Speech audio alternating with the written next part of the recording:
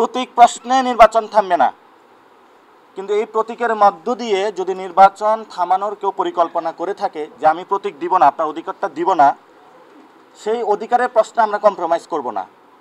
কিন্তু এখন শুধু এটা প্রতীক না পাওয়া এবং পাওয়ার প্রশ্নতে নাই নির্বাচন কমিশন। এই প্রতীক দিয়ে সেই ইলেকশন থেকে শুরু করে সব কিছুই প্রভাবিত করতে চাচ্ছে। এবং আপনি দেখেন যে তারা কোনো আইনি ব্যাখ্যা দিতে পারে না, রাজনৈতিক ব্যাখ্যা দিতে পারে নাই। নিশ্চয়ই এটার পিছনে কোনো অসৎ উদ্দেশ্য রয়েছে। আমরা এটা তাদের কাছে বলেছি।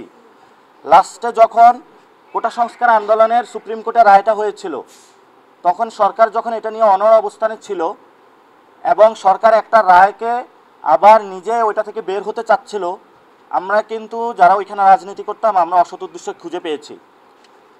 ফলত সেই অসৎ উদ্দেশ্যটা কোথায় গিয়ে গড়িয়েছে আপনারা ভালো করে জানেন। আজকে নির্বাচন কমিশনকে আমরা এটা জানান দিয়েছি যে আমরা আপনাদের অসৎ উদ্দেশ্য খুঁজে পাচ্ছি। এই শাপলা প্রশ্নে আমরা যেটা এতদিন চোখে চিন্তা করেছিলাম সেটা না, এখন আমরা আরও শাপলা বিয়ন্ড দ্য শাপলা চিন্তা করতেছি।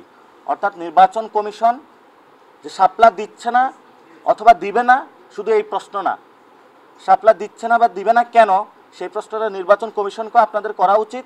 এবং এই ক্ষেত্রে আমরা ভিতরে আরও অনেক দূর জল গড়ানোর আশঙ্কা করছি। আশা করি সে বিষয়ে আপনারাও সতর্ক থাকবেন এবং নির্বাচন কমিশনও সতর্ক থাকবে।